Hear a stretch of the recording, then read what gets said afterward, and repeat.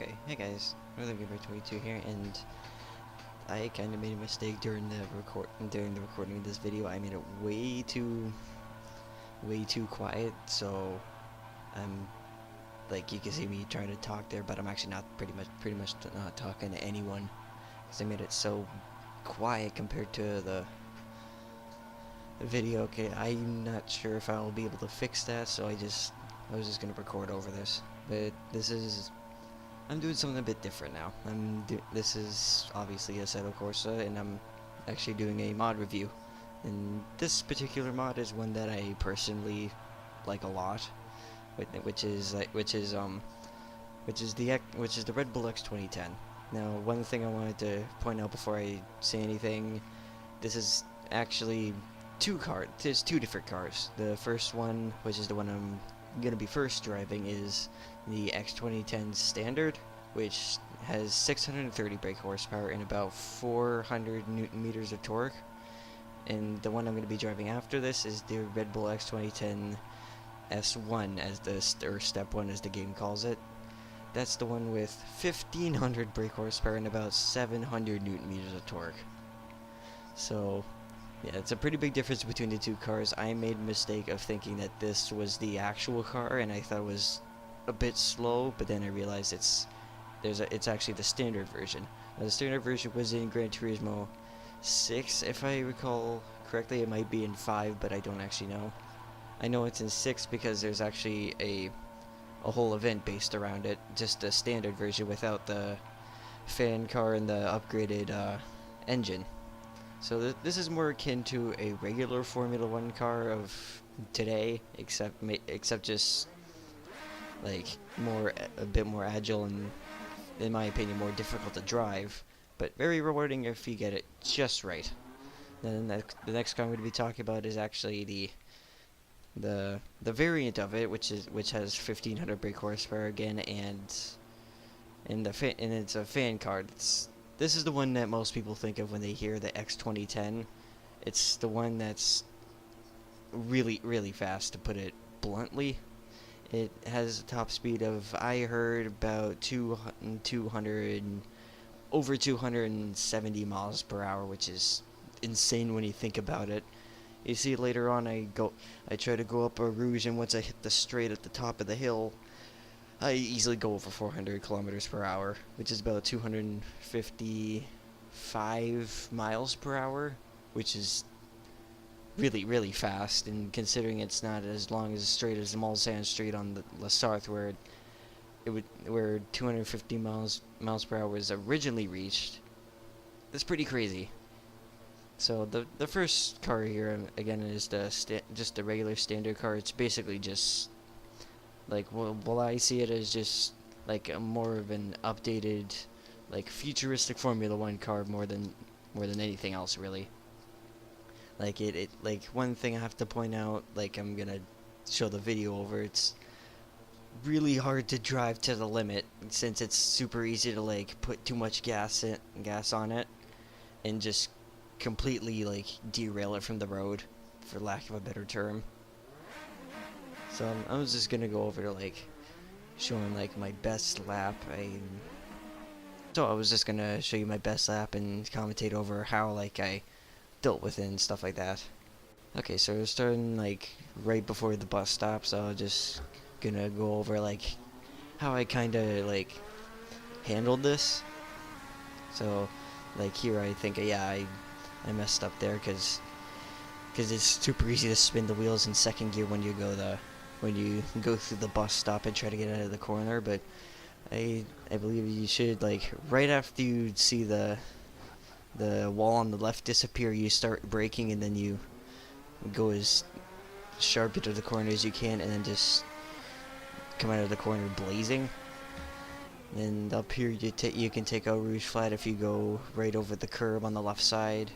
You go up with the curb on the left side as you go up the hill, and then just go over, like, it says 328 miles per hour, or kilometers per hour, sorry, and you brake at about, like, right after you see the 100 meter braking sign, and then you just take it relatively easy through the S's there, and then wait about half a sec, like a quarter, half of a second after you see the braking marker there, as you go through the U-shaped turn, and then take it a bit easy through the left-hander there.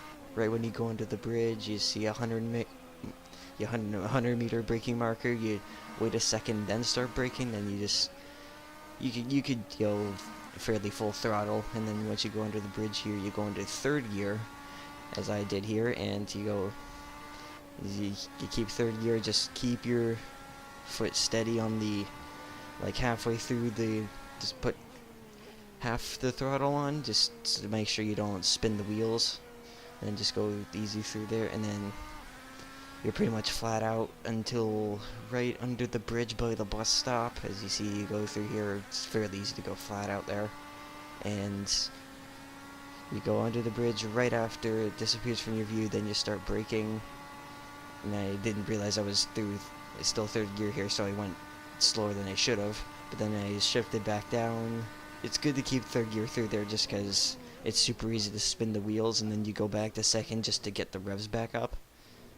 That's the easiest way to like try and handle the car, and try just slowly try to like push yourself on the sections that you're slower on, because again, if you try to go full out in your first try, you're gonna do what I did in the other attempts and just completely beach the car on like turns that you should have just taken steadily, and instead of just trying to go full out. But this is one car you have to put a lot of practice into in order to get good at driving it.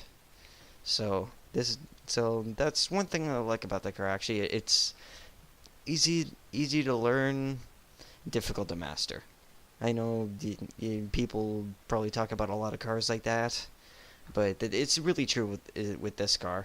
Now this is the one where I go into detail about the Red Bull X2010, like X, I think it's called, or in the Assetto Corsa, I can't remember, but I just talk about a little bit the standard for a bit.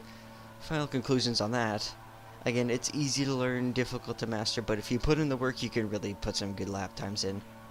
I think I put in a 150, and I did kinda bad, so you might be able to get to close to around like a regular Formula car. Like I say, it's pretty much just like a futuristic, like regular Formula 1 car with like there's no fan at the back. It's like a regular 600 something horsepower engine. But yeah, just remember to take it slow your first few laps if you're gonna drive it, and just slowly try and get better. Now I'm gonna talk about the Red Bull X2010, like the upgraded version. Now in the menus, it like when you go into Assetto Corsa after you download the mod, again, link is in the description below. I'm not sure if I said that, but the link will be in the description.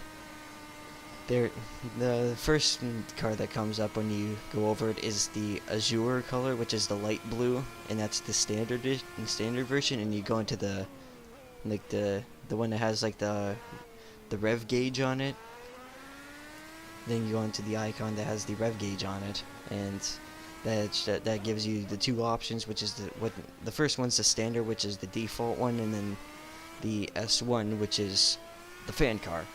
Now the fan car again has 1500 brake horsepower, about 700 meters of torque, and I can't remember what the weight is, but I think it's around like 750 kilograms, something like that. And yeah, it's pretty fun to drive.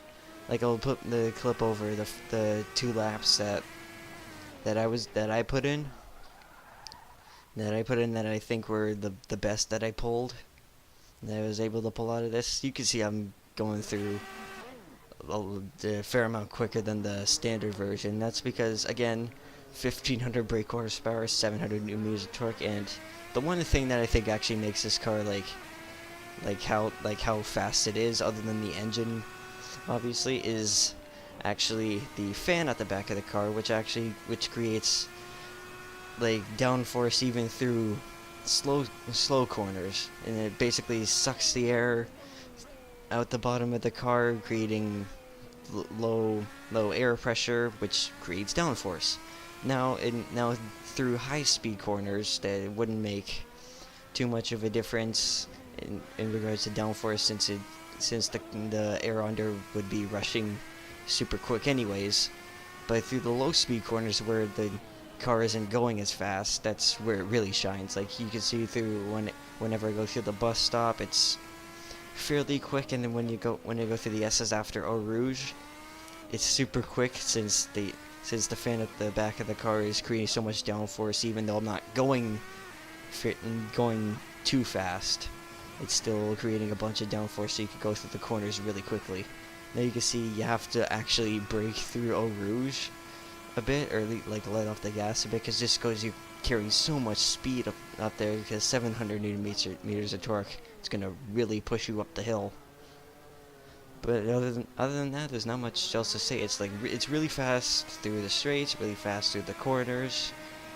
I mean, it's supposed to be like a fantasy car. Like the team at Gran Turismo and Red Bull just basically said, how do we make the fastest car without any regulations holding it back? And this is what they came up with. And a few other things I wanted to point out that kind of helped with that is that they covered the wheels to make sure the air flows over them a bit better. They actually put like a windscreen over it, I guess, just to like guide the air better. There's still an air scoop on the top of the car. It's not as big as you probably thought it would be, but there's like vents everywhere, just like just directing airflow, just the aerodynamics, the power of the engine, the torque it's able to put out along with it, and the fan at the car creating downforce through low corners is really what makes this car really fast. And I believe this will be able to put out a 130.379 lap. It's about 11 seconds faster than the 919 Evo put out at Spa a while ago. But yeah, that's pretty much expected. You're gonna hit 400 kilometers per hour on the straight after Eau Rouge. You're gonna put up some pretty good lap times. But anyways, that's just my review. The final thoughts on the cars. I really do like them. Again, I'm a big fan of Gran Turismo, and actually a funny story. Like that made me want to get like Assetto Corsa and stuff. It's actually this car. I wanted to drive this car after seeing Jimmy Broadbent's video, and one thing that kind of annoyed me in Gran Turismo was I liked the cockpit view and the steering wasn't 1-to-1, so that kind of annoyed me, and I didn't have enough credits in GT Sport to get it. I wanted to get Assetto Corsa anyways, but this really drove me to getting the game, because I just wanted to download this mod and try it out. But anyways, yeah, first, the final thoughts on the standard edition. Again, easy to learn, difficult to master. Just go through fairly slow before you try to push yourself. Just try to figure out when what corners the car is gonna get really loose on if you put your foot down, and just take it easy, and then just slowly try to get better lap times. The same could be said about the fan car too. It's a fair amount faster. Again, it's a little bit more forgiving, since the downforce plants the wheels to the road, and you can put your foot down. You can have a little bit of a heavier foot when you're going through the corners, but you still gotta be careful, because I made a mistake going up Eau Rouge flat and barely survived clipping the wall on the left, just because you don't realize you're carrying so much speed going through there. But that's another thing you have to worry about with the fan car. You have to worry about how much speed you're carrying through, because you might overestimate the downforce like I did. So that's one thing to keep in mind for that. All in all, these cars are really well made. You'd probably think, maybe if you've never seen this before, you might even think it's standard game content, but it's really well made. I gotta say that. But anyways, again, if you want to download the mods, the mod will be in the description, and just remember to distinguish the two cars, because that's one mistake I made. But anyways, that's my review, my mod review of the X2010. And again, if you want to download these two cars, the mod will be in the description. It's and 2 cars are in the same mod, so you don't have to download separate ones. And anyways, I'll be back with I have an idea for another video I was gonna do, so I'll be back with that in a bit, but I'll see you guys in the next video.